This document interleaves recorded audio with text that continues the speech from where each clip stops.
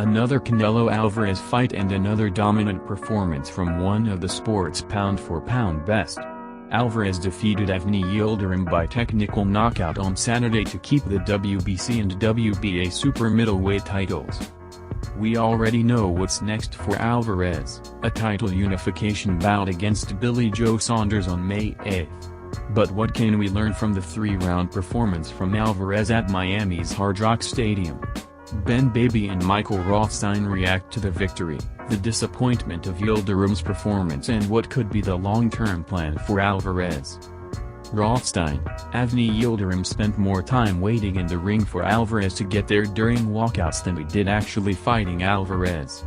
This fight was not a real contest at all, and that's part of the issue for Alvarez right now. He is the star of the sport yet doesn't have many options in terms of legit opponents to fight. The alphabet organizations can continue to throw challengers at him, but it doesn't seem like there are going to be many opponents who will be game competition. Yildirim should not have been in the ring. Is Saunders a guy who can really give Alvarez a run for his belts? Or is May 8 going to feature another coronation? Because let's be real, the Pro-Fight mini-concert with J Balvin was more interesting than any action we saw in the ring Saturday night. Baby, I really don't think Saunders will offer much competition. Saunders can do a few things well, but his undefeated record doesn't have any truly terrific wins. Yes, he has beat Willie Monroe Jr., David Lemieux and Chris Eubank Jr. at middleweight, but none of those fighters is anywhere close to being elite. Also, Saunders doesn't have a ton of power. He couldn't knock out Martin Murray in a fight Saunders dominated in December. And of his 30 victories, Saunders has only 14 knockouts. That doesn't bode well when facing Alvarez, who took all of Gennady Golovkin's punches as well as any of his opponents have in their epic two-fight series.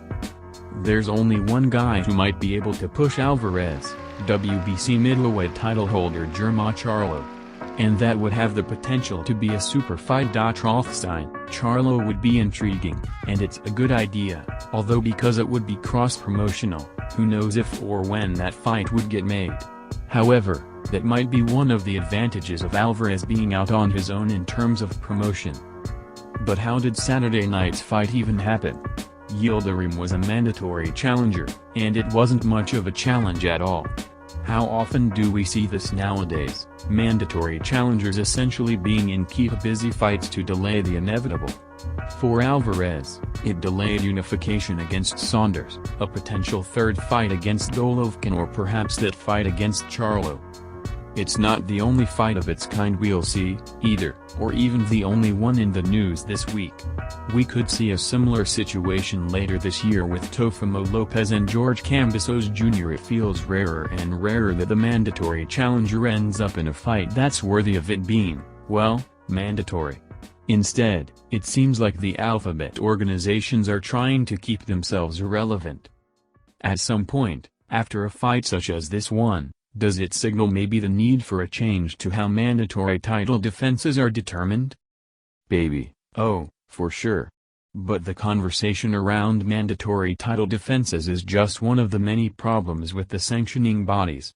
Go look at the rankings for any of the four major groups, the WBA, WBC, WBO and IBF, and the lists, and champions, will make little to no sense. There needs to be better consistency and logic in the rankings across those four sets.